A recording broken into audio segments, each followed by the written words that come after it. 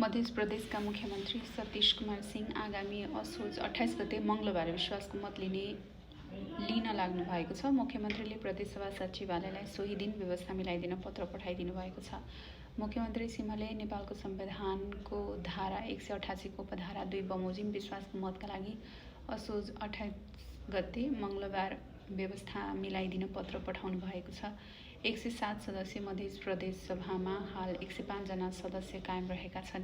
मुख्यमन्त्री सिंहसँग अहिले लोकतान्त्रिक समाजवादी पार्टीको मात्र समर्थन रहेको छ। उहाँले प्रतिनिधित्व गर्ने जनमत पार्टीले पनि समर्थन फिर्ता लिएकोले संसदीय दलले व्हिप जारी गरेको अवस्थामा उहाँले आफ्नो पक्षमा मतदान गर्न पाउने छन् वा छैनन् त्यो हेर्न बाँकी नै छ। वर्तमान मुख्यमन्त्री सिंह नेतृत्वको सरकारमा रहेका नेकपा एमाले र नेपाली कांग्रेसले सरकारलाई दिएको समर्थन फिर्ता लिएपछि उहाँले प्रदेशसभाबाट विश्वास मत लिन लाग्नु भएको हो। मध्य प्रदेशमा नेकपा एमालेका 1 निलम्बित सहित 25, नेपाली कांग्रेसका 22, जनता समाजवादी पार्टी नेपालका 19, जनमत पार्टीका 13, माओवादी केन्द्रका 9, लोकतान्त्रिक समाजवादी पार्टी नेपालका 1 निलम्बित सहित 9, नेकपा एकीकृत समाजवादी पार्टीका 7 तथा राप्रपा, नागरिक उन्मुक्ति पार्टी र संघीय समाजवादी पार्टीका 1-1 जना प्रदेशसभा सदस्य हुनुहुन्छ।